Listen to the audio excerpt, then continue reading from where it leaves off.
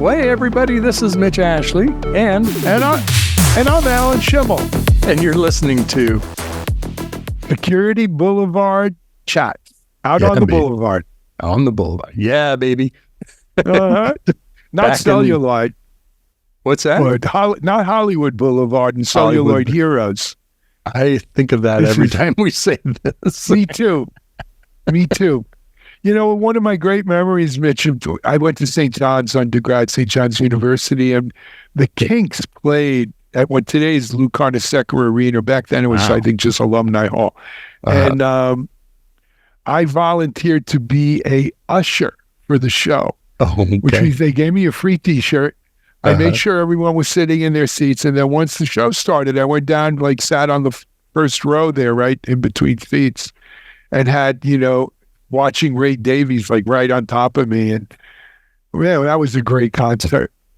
That was awesome. Hollywood been Boulevard, to so many great concerts. Heroes. I lived in the concert desert of Nebraska, which we didn't have that many good we had concerts, but not like New York, nothing like that. No, at St. John's, the biggest ones we had was that King's show. We had Meatloaf, and I think the Allman Brothers. The Allman Brothers were a great show there. This is back in the day when they were alive. Yeah. Well, Dwayne was gone already. But anyway, we regress, Mitch. We're here to talk about security and cyber and all that good stuff. What do you got? I want to bring up a kind of a different topic than we've talked about before. Brian Krebs, who you all know, if you've been in security, you know who Brian Krebs is. I guess he was with the Washington Post originally, right? Yeah, but he's been Krebs on security now for a long time. That's right. He has Krebs on security. He had this interesting article about why your Wi-Fi router doubles as an Apple AirTag. Long way of saying, essentially there was, I think it was University of Maryland, was doing a study and found that our Apple devices, while they're roaming around networks, and we always have these features like, turn on Wi-Fi so it improves your cellular, your network performance. Well, some of it is about geolocation, also improving geolocation.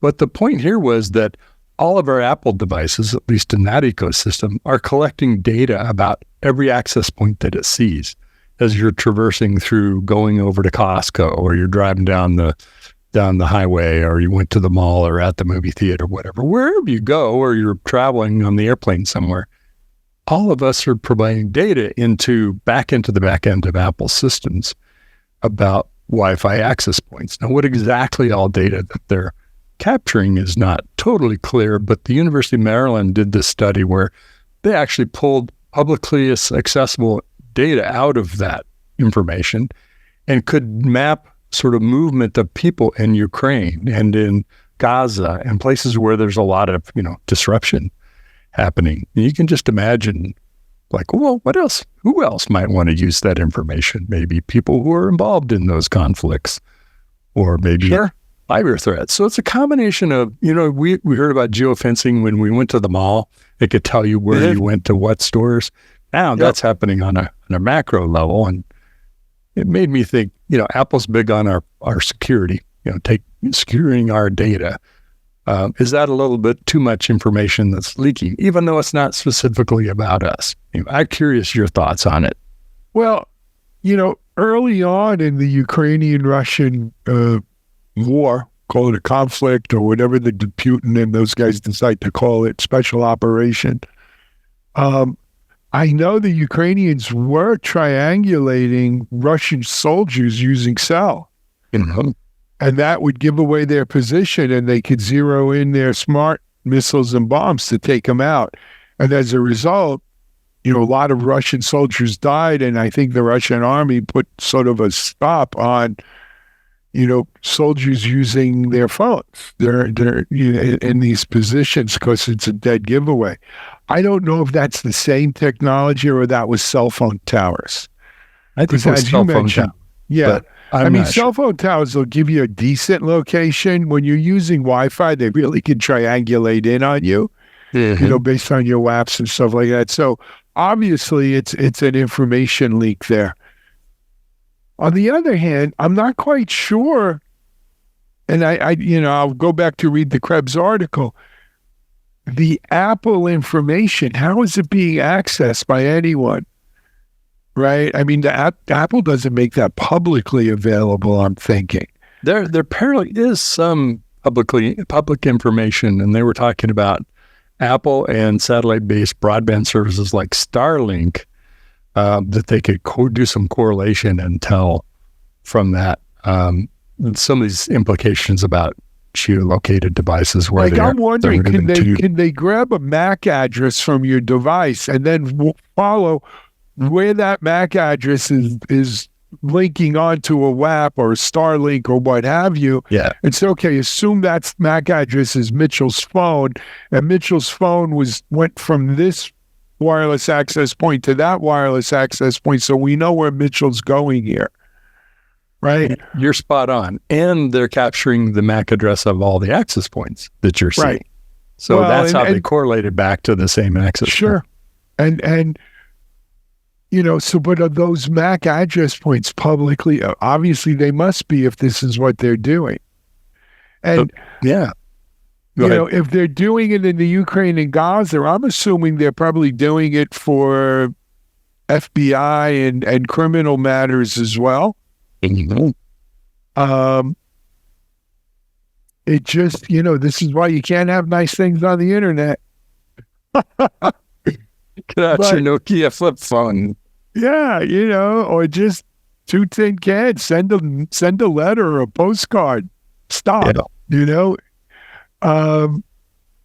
I don't know a way around it unless, because there are valid reasons to have that information out there.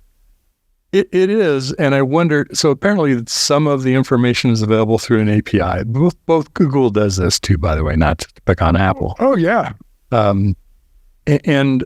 But at least the article intimated there's not all the information is available through that API. So it's almost like, I just suspecting here, Apple made some of it available so that it's not all, we're keeping all that private, not letting you know what we have. Right. So maybe I think some of it probably has legitimate business uses. Like, think about this. I don't know. This is a first world problem. Don't hate me for it. But one of the things that I really hate when I'm flying and I'm trying to stream video on an airline is that many of the airlines, when you log into their Viasat or however they're getting you online, you can't get like local programming, or if I want to watch a football game or a baseball game, and there are blackout restrictions, because it can't tell my exact location, it prevents me from like watching a particular game or something like that.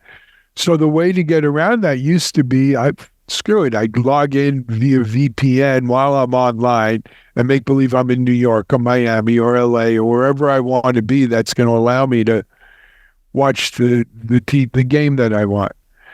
And what I've noticed is the plane's Wi-Fi systems, not that they've gotten smarter, but they're detecting that I'm not, this is a VPN in Miami, it don't work. And I suspect how they're doing that is they're probably looking at where the MAC address of how I'm connecting is coming from, regardless of where my VPN says I'm logging in from. Right? So that might be a legitimate reason why you'd want to have that MAC address. Though it's not legitimate to me because I paid for the damn NFL subscription. I should be able to watch it anywhere I want. I agree. But,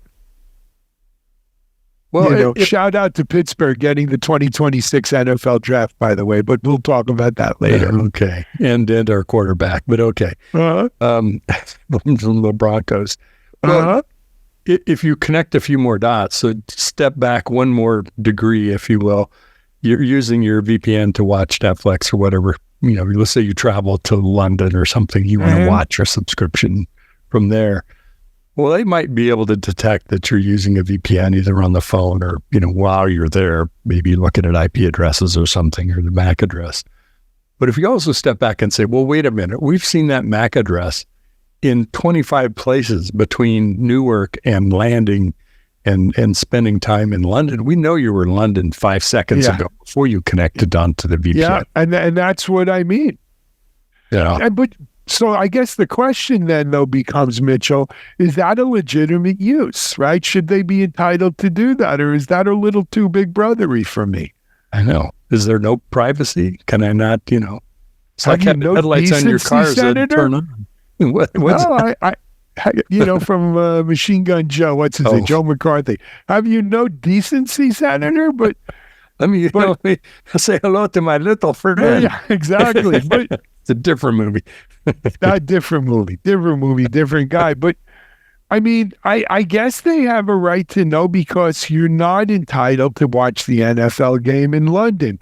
But I am entitled to watch it while I'm flying from Florida to California, right? And it thwarts me and it bums me out to no end. And I've done some things I'm not proud of, but because God, I'm not going to miss that game while I'm flying. That you climbing up the pole to bypass the cable block. Look, I'll never tell. You'll have to kill me first. Not that I would know anything about that. No, but I'm watching that game. Screw you. Anyway. Okay. Well, I think we've got to beat this dead horse. Yeah, no, but it's a legitimate reason. But you know what? Honestly, it could wind up costing you your life in a war zone. It could. In the wrong hands, it could be used against people very easily, right? Absolutely. And it'd be interesting. I'm not sure if we've seen it yet in court cases, but it'll be interesting to see. Yeah. Now, you had a topic you wanted to bring up. I did I? You did. You told me you did. You wanted to talk about, was it the, it's not the CISO role that changed. We talked about it on we talked about Textron Gang, about the changing role of the CISO, yeah. Yeah, because of AI and all of that. That was an AI. That was a Textron. And do check out Textron Gang on Textron TV. But no, I thought I had another clever thing going on in security, Mitch. Now I remember what it was. Is the window closing on AI startups, or is it just another cycle in the cyber world? You know, what we've seen, Mitch, in the last year, certainly, is VCs are falling over themselves, throwing what dollars they have into AI. And AI cybersecurity companies are no exception. They've garnered a lion's share of the VC money available out there. And especially because, look, if you're a new AI security company, you're probably raising a round, seed round kind of money.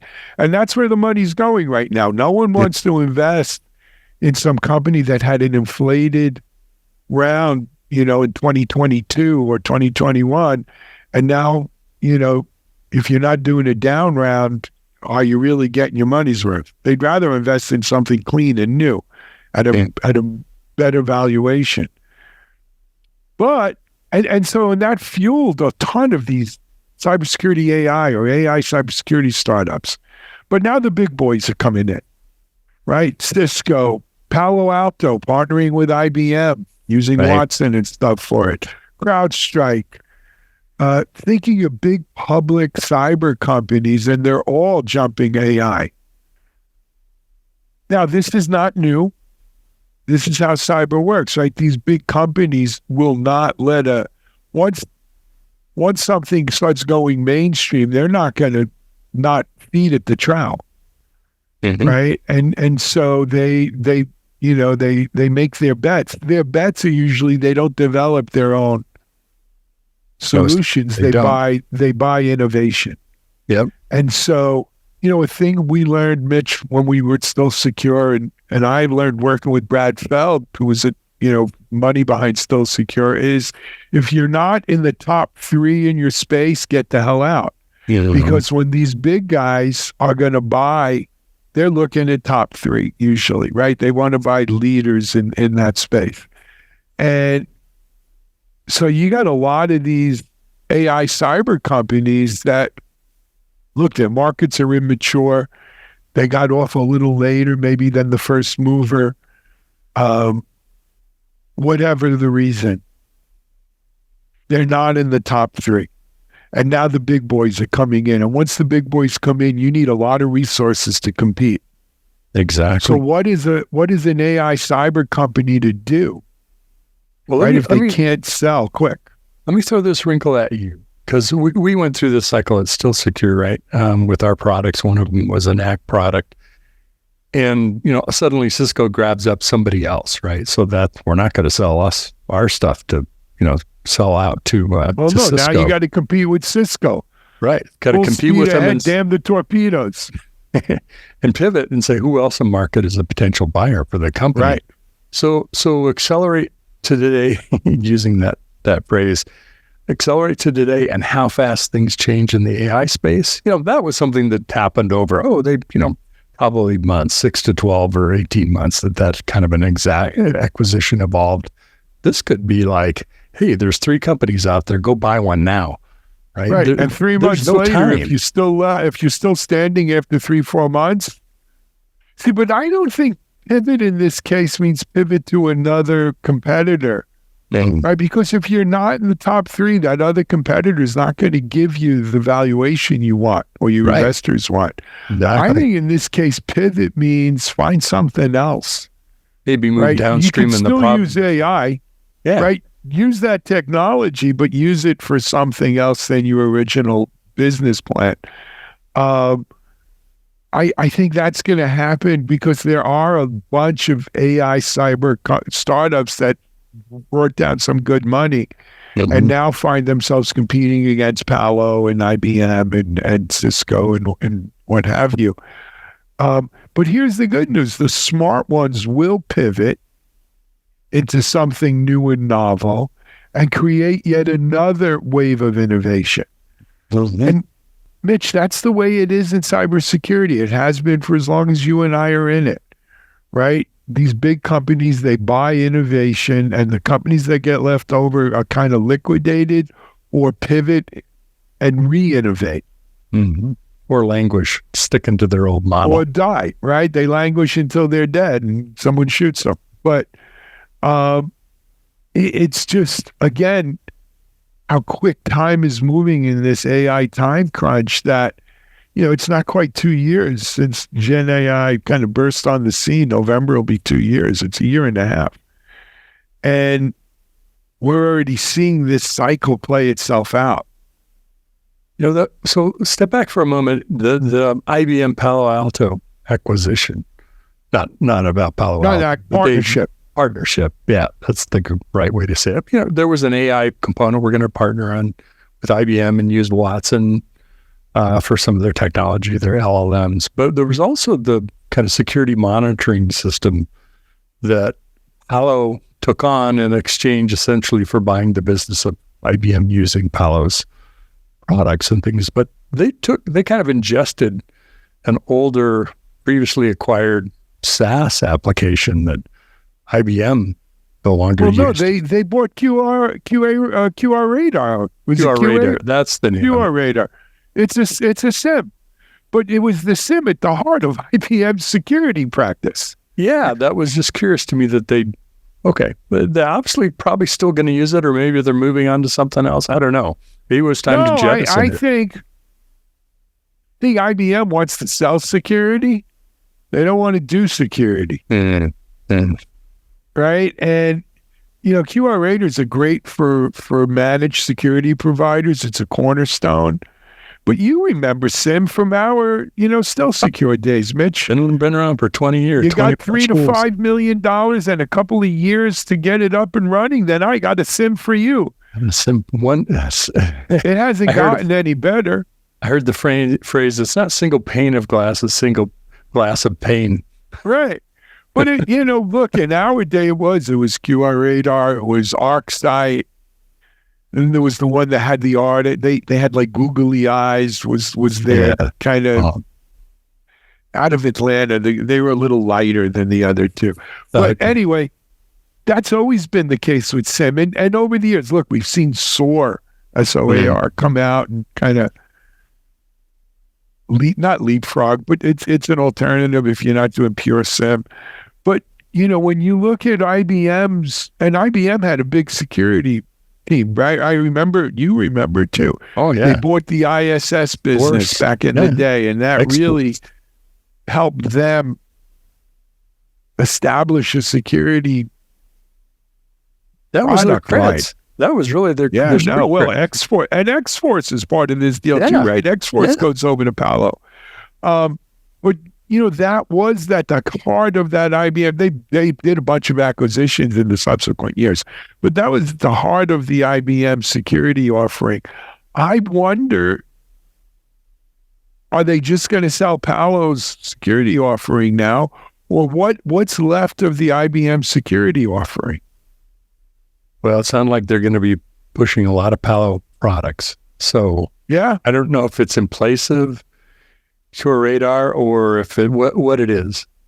So this is a bit of a tangent. I have a question for you about this, because one of my thoughts around why sell this right now, and there's a complex deal, so there's lots of factors for doing that. But one potential reason is the Splunk acquisition of Splunk by Cisco, and being positioned as a security company, right? You and I know Splunk from an IT operations log aggregation management. You know what? Splunk always sort of resisted being a security company, but it was the bulk of their business. It is, and it is for others too. They're not the only SIM that are that way. And what I was wondering is, are we seeing a sunset on the days of SIM, and observability in the security world is the thing that's, I don't know if it's replacing it, but that's the thing that fills in the big gaps we've got.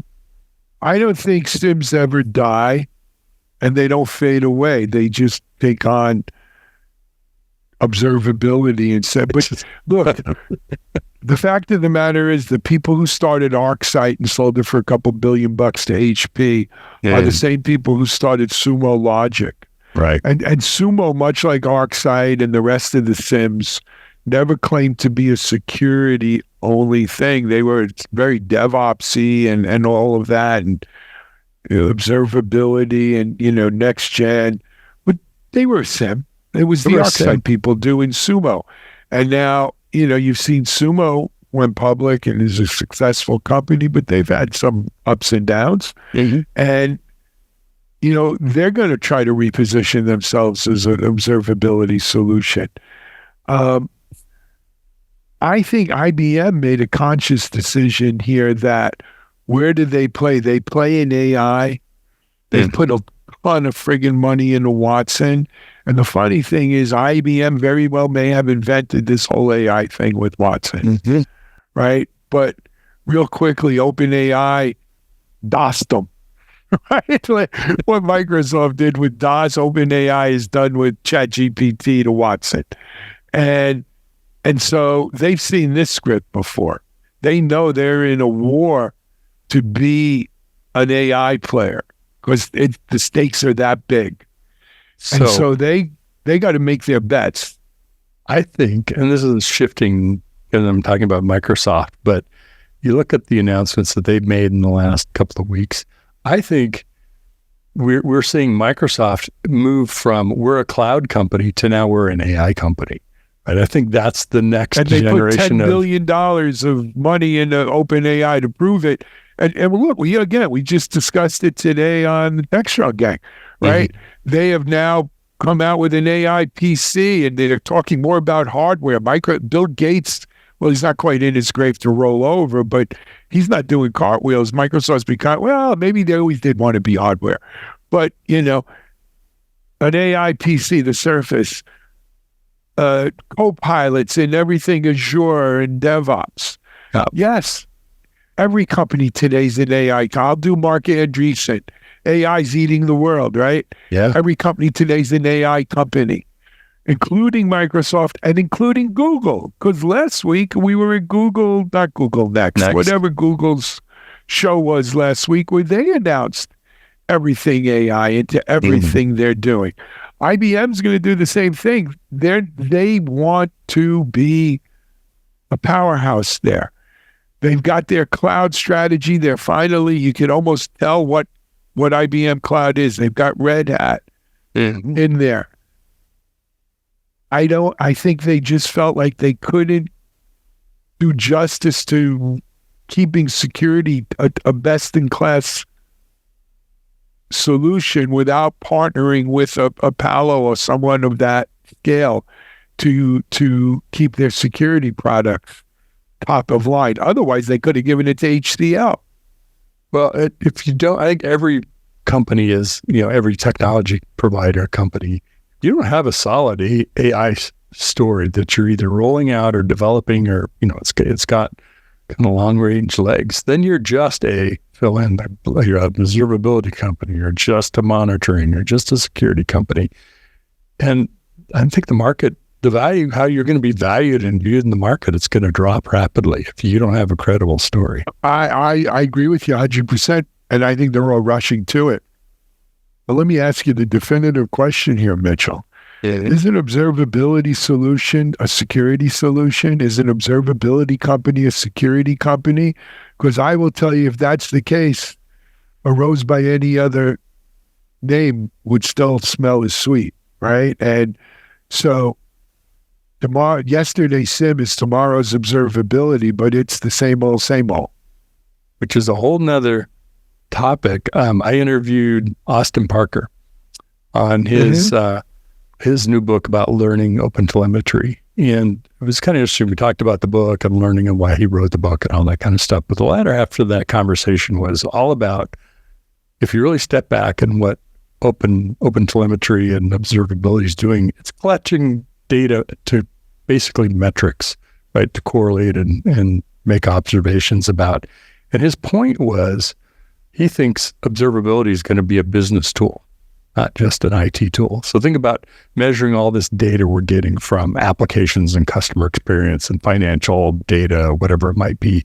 You could create KPIs on any kind of information, or monitoring, if you will, around any kind of telemetry data. And the more we're overrun or kind of create all this data, he thinks that's where open telemetry and observability is going to. It's not an IT or a security tool. It's the next generation business tool.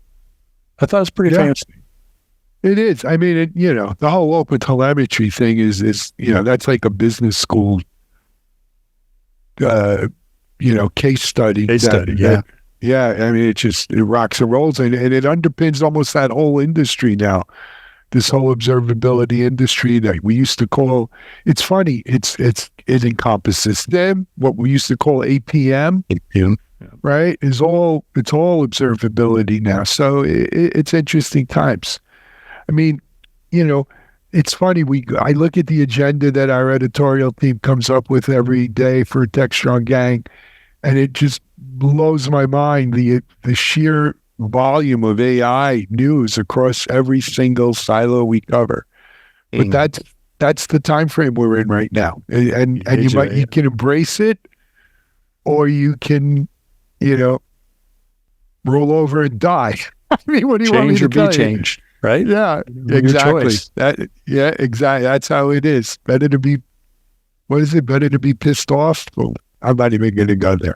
Anyway, Mitch, this was a great Security Boulevard. Let's end it right there. Okay. I think we should wrap things up and, thank everybody for listening and watching. And especially folks who have been with us for over the years. We've been doing this for a while, from back on the Still Secure after all these years. Absolutely. And you know what? Do check out Security Boulevard, because it probably publishes more security content than any other security site on the planet. Thanks to our Security Content Creators Network and all the great folks over at TechStrong. And so check that out. If you're cruising the Boulevard for cyber news, there's only one boulevard to cruise. The way to go. And that's Security Boulevard. That's where you want to be. It's, all the cool kids are there. Yep. All right. And your celluloid heroes, just to bring it full circle. All right. Before we get started on another tangent, doesn't take much. So this is Mitch Ashley and Alan Schimmel. And you've been listening to the Security Boulevard Chat. Yeah, baby. On the Boulevard.